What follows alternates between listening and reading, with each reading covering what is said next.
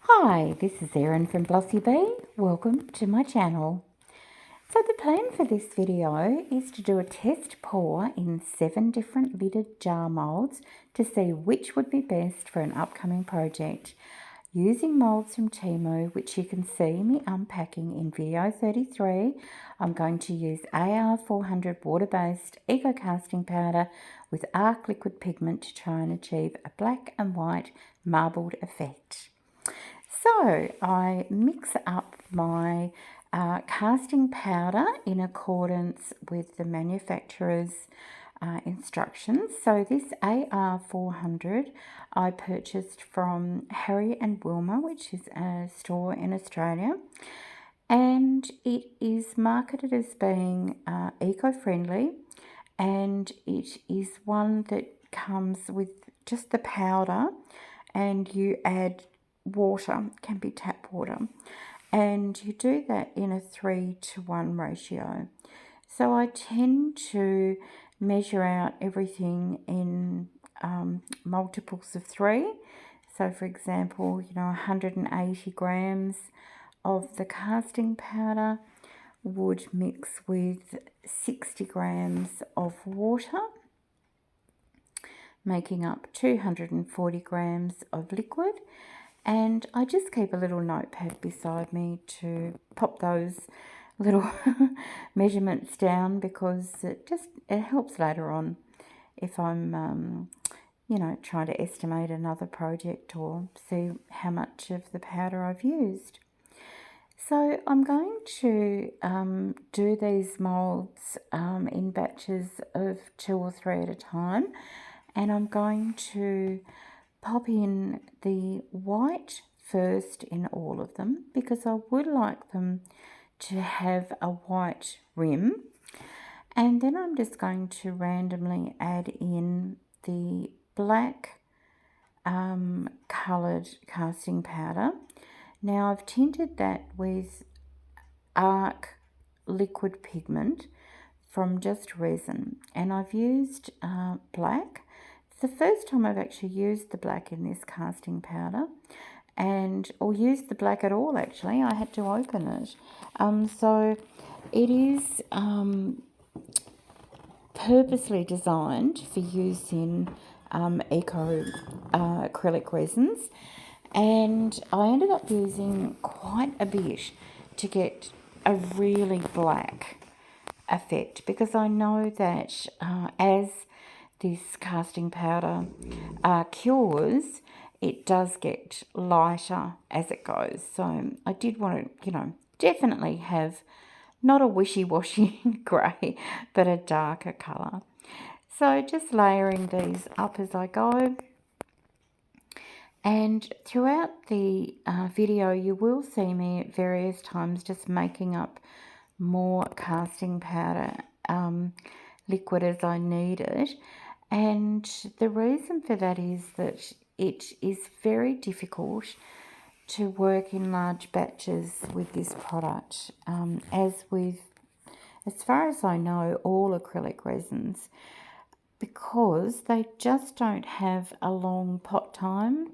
You don't have a lot of working time, and their curing chemical reaction often starts as soon as 10 minutes or 15-20 minutes. So you really can't mess around. You have to move quite quickly. So for that reason, I'm just making small batches as I go, and it is a lot more manageable. So with the notes that I keep, I'm basically also keeping an eye on the amount of white to black that I'm using, because I want to keep around about that same ratio for every single one of the jars. And I want to make sure that some, don't end up with more black than white and vice versa. So I'm just now getting the last little bits I need to finish these ones off. So, these are ready to demould after about 45 minutes.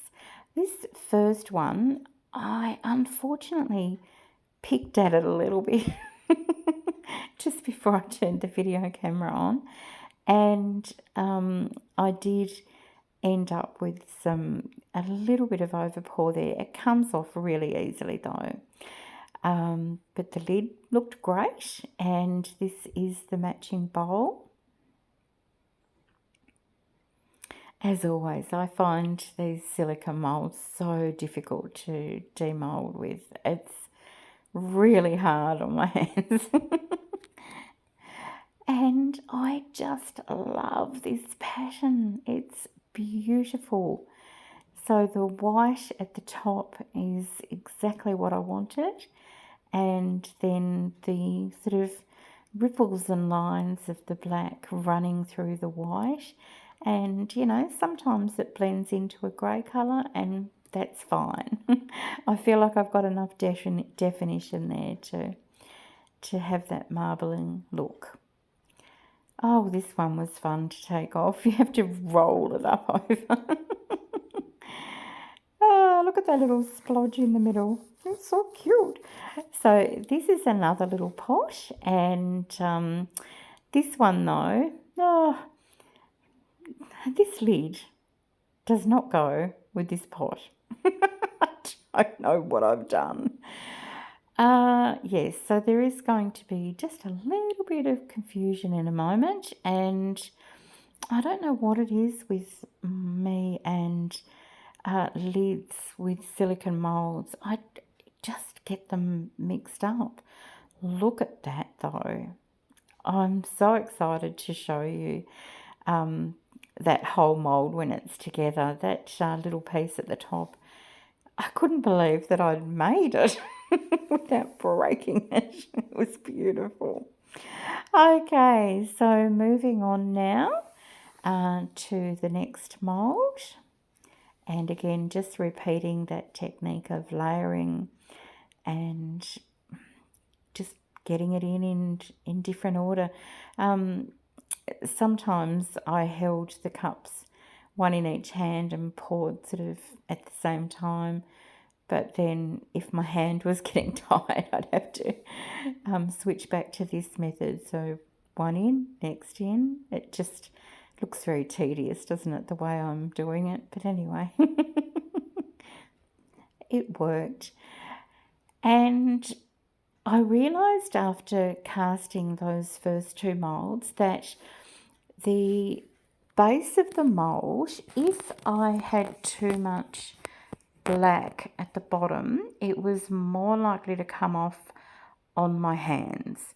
So I have tried to leave the top, which is going to become the bottom, a little bit paler when I remember to. It's just, I get so covered in black ink through this video. It's just terrible. It is not a good look, but I know those of you out there who are also crafters and who work with inks and things like that, it's just the way it is. Sometimes you get dirty. So now I am trying to match up a lid from the previous pour with these moulds. So these two don't go together, but it'll all make sense shortly. I felt like I was in a nightmare baking scenario actually at one case. I'm just at one point I just had so many pots on the go and so many different mixtures and so much weighing, and I don't normally make 7 things at once. That was rather extreme even for me, but I do want my friend to get to see the differences. She might not even like any of them, but it will help us narrow down the choices and the style and the size and things like that. So I'm not losing anything. It's all good. And she's a very, very, very dear person to me, and whatever I need to do to make this for her to remember her puppy dog, I will. So these ones just finishing off, and as I mentioned before, I have been trying to keep the tops a little bit paler so I get less ink transfer. So after these have cured, I go ahead and demold them, and once again the struggle is real. It's not like when you're working with epoxy resin and you can squirt a little bit of alcohol or detergent and water in there. And look, unless somebody has a great tip for me when you're using an eco casting powder, I don't know. Anyway, this one was so beautiful and smooth, and just look, it's, unless you've felt it, it's hard to explain. But anyway, hello, there you go. He's got his lid. He, her, I'm not sure. One of them.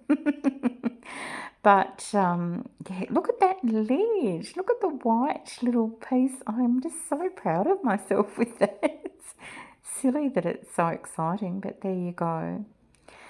So just doing some more matching up here. Not quite sure what I'm thinking. And then this one here, I think from memory, this one might have been called a Roman pillar mould, and it quite possibly is a candle mould, and it has that almost like a corrugated outside piece, and then quite an oversized lid, but it's really beautiful. So, after attempting to play the musical lid game and sort out all of these, I'm ready to set these aside to start their curing process and get ready with the next lot. With regards to curing of eco resins, I really strongly recommend that you let the pieces cure for, look, as long as you can, a week, 2 weeks. If you want to get that absolute maximum strength out of them, I have done a little bit of research by weighing the items that I make over, you know, the hours and days after pouring and demolding, and it is incredible how much the weight changes, which tells me that it's still evaporating liquid out of it. And it does worry me a little bit sometimes. I've sort of seen people pouring things with eco casting powders and, you know, saying they're going to sell them at a market that weekend and things like that. I think if you do that, I think you're probably not doing yourself and your customers and your reputation any favours. I really do strongly recommend that you let these cure. Look, at least a couple of days, if not more. It's just best practice to allow the product to reach its maximum strength before you go ahead and seal it or embellish it, whatever you're going to do, and certainly before you sell it and someone takes it home, or before you give it away. So same procedure here, going ahead. It's quite interesting, these lids. Like, I hope you can see why I get a little bit confused sometimes with the lids. And the other thing that's happened too is that because some of these moulds are distorted when I've unpacked them, and rather than being a true circle at the top, they've gone into an oval shape. I've had that happen with existing moulds, and it's happened with the ones I've just literally opened you know, in the last order, and it's really disappointing because then, you know, the lids will never fit properly. So I guess I just have to save up and buy better quality molds, preferably ones with casings, or make my own and have that level of quality control that I'm in charge. If you've come up with any ideas on how to keep molds like this in the correct shape, I'd love to hear from you. I do have a little sort of a vase mold, and that was a little bit out of shape, and I ended up getting a scone cutter, like a cookie cutter, a circle one, that perfectly fit over it, and I was able to to keep it in its shape doing that. So I'd love to hear in the comments if you've had any great ideas on how to do this, because yeah, it's annoying. Just finishing off these last little pieces here, and then after, I think this last lot I let cure for a little bit longer, I think for about an hour and a half.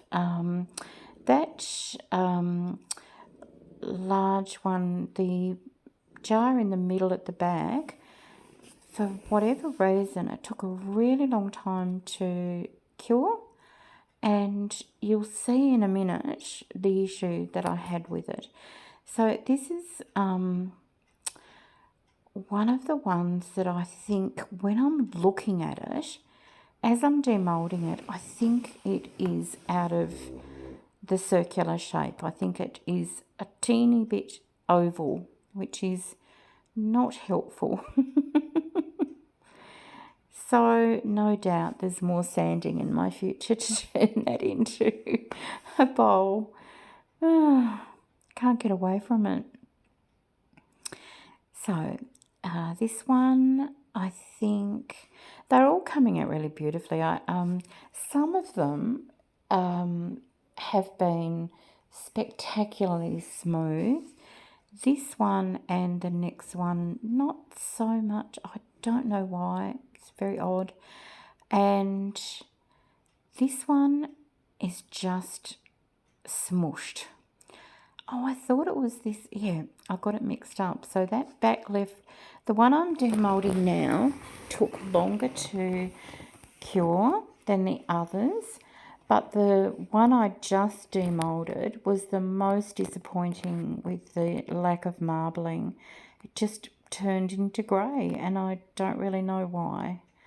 I'll have to try and watch the video and figure it out. That's the great thing about doing recording your crafting.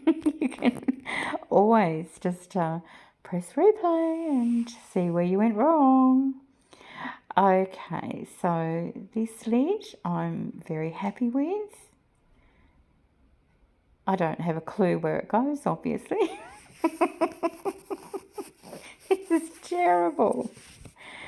Oh dear, it's such a shame. I just can't get the lids right in my head for some reason. And I think you probably noticed me pointing these at. These two lids are identical. They are for two different moulds, but the moulds for the lids are identical to each other. I even measure them, hold them up against each other. They are. There's just no doubt whatsoever. Oh, and here we go. We're just going to play musical lids again. Of course, it's the problem is that that particular jar on the right just doesn't have the circular shape.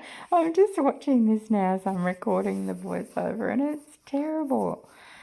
Oh dear. Talk about crazy times with lids.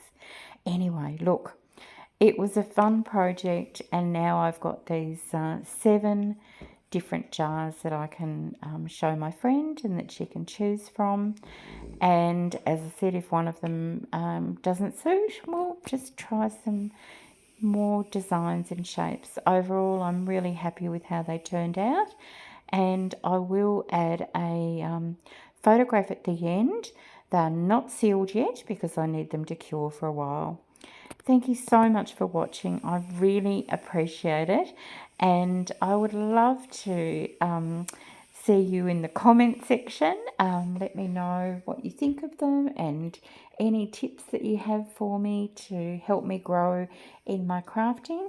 And it would be amazing if you would consider subscribing to my channel.